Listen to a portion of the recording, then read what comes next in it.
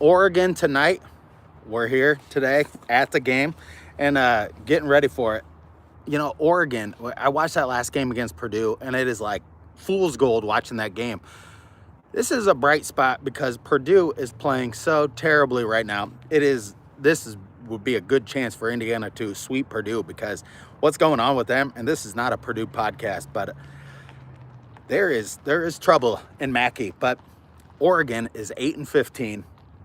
The games that they lost before Purdue, the games that they played before, lost to Iowa 84-66, lost to UCLA 73-57, lost to Washington 72-57, lost to Michigan State 68-52. So if you can tell, none of these games that Oregon has played lately have been close, but somehow they got ahead of Purdue at Mackey by 3 points with some time left. Sco, I see you there. I see you. I'm doing this on my phone today, so it's a little bit different type of thing. The dudes they have coming back, one guy who I did not want to see again in this game is, and I can never say his name right. I always say Sheepshed, but Shelstad. Shelstad got hurt on December 28th, so we will not see him in this game. Biddle is back. Simpkins is a dude that's been scoring some for them, a guard, but Biddle and Simpkins. Evans is averaging 13.1 points. He played terrible against Purdue, but Evans is averaging 13.1 for them, leading them in scoring. But we know Biddle. We know how we were not able to get one over. One thing, this is a whole new team for Indiana, but yeah, I will not be live streaming tonight just because I'm going to be in there, and I would love to do it from inside of there, but the internet is so bad. But I will have like some videos of the shoot around and that type of thing beforehand. But so what do we want to see out of the Hoosiers tonight? It's who's going to step up? Like, who's going to be the next guy that steps up? What they did in the Wisconsin game was so critical because, look, Wisconsin, IU was 5 for 22 on three-pointers in that game. Wisconsin was 12 of 36 on three-pointers in that game. If you would have said back in December, like 10th area, that IU would get outscored on three-pointers by 7, the differential was 7, and that Indiana would win a game like that, how did they get it done? 44 points in the paint. That's how they got it done, to Wisconsin's 28 points in the paint. And what's something you never see in a game like this, Wisconsin and Indiana had no points off of turnovers, fast break points off of turnovers in that game. But what is Indiana doing? They're driving the ball. Late in that game, I guarantee you, if you go back to December 10th, if you give the ball to Lamar Wilkerson in a game like that, late in the game, they're going to shoot a three-pointer. Indiana's getting more physical, driving the ball, getting those points in the paint, those 44 points in the paint. You're going to have your opportunities. Nick Dorn, they're guarding you super tight out on the perimeter. As soon as you catch it, drive. I mean, when they're guarding you that tight, it gives you the opportunities to drive. Tucker DeVries scored 5-point, like he's been really turning into kind of a mid-range Magic type of guy. And so I like what he's doing. Him and Wilkerson, put your head down and drive the ball. If you miss a couple of three-pointers, here, there, I like to see that. Get aggressive. I mean, they're still a really great three-point shooting team, but it's far and away great to see them winning in a different way. And then how are they going to get it done inside?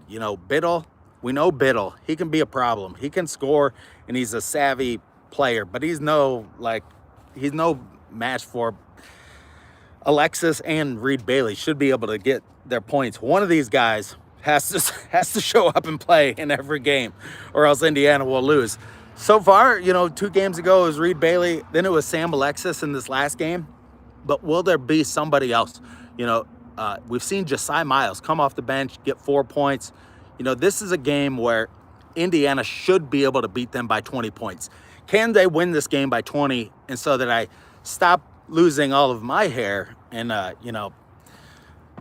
I would love to see them do that. Get a victory, let it be easy, and let us go along with our day, because Oregon's not great. They suck. I think they have 2 wins in the conference. I couldn't believe when I started to look at them and the games they've played, I could not believe how terrible that Oregon is this year, because they have a decent coach. Not that I love their coach, but still, I have a bad taste in my mouth losing to them the last game of the Big Ten championship last year, the Big Ten tournament, not the championship game, but we all know how that went down, and Indiana did not get into the tournament last year. So you want to get some revenge and beat Oregon badly in this game tonight.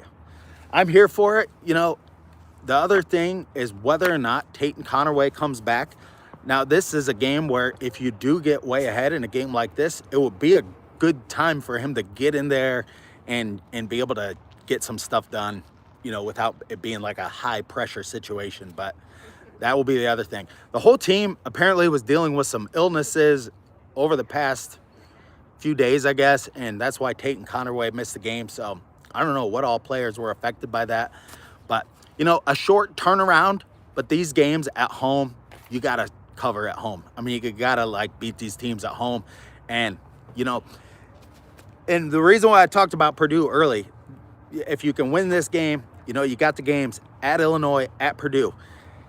If you're able to get something done in one of those games, you really increase your chances of like your seed line and all that stuff. We want this team to get in the tournament, but if they can really start to ratchet their way up, getting a better seed line goes a long way to making it, you know, into that second weekend, your matchups and stuff like that. But I love what this Indiana team has been doing so far over these past 2 weeks. They have really, since the football team went 16-0 and Curt Cignetti showed up to a game here, this team has been playing out of their minds since that Purdue game. And they were right on the cusp of it. They were right on the cusp of having that confidence early in the season. But I look for Indiana to win this game by more than 20 tonight. I'd love to see it, and you know, make Dana Altman eat it. You know, he's old, but he can take it. He's old. So Hoosiers get it done tonight, and I'll make some short videos of some of the shoot around and some of that leading up to the game. And I know what you're thinking. He is the hillbilly monkey with that hat on. You get to wear a hat like that, you get a free bowl of soup. So, but yep, that's right. I am the hillbilly monkey out here. But enjoy the rest of your day. 8:30.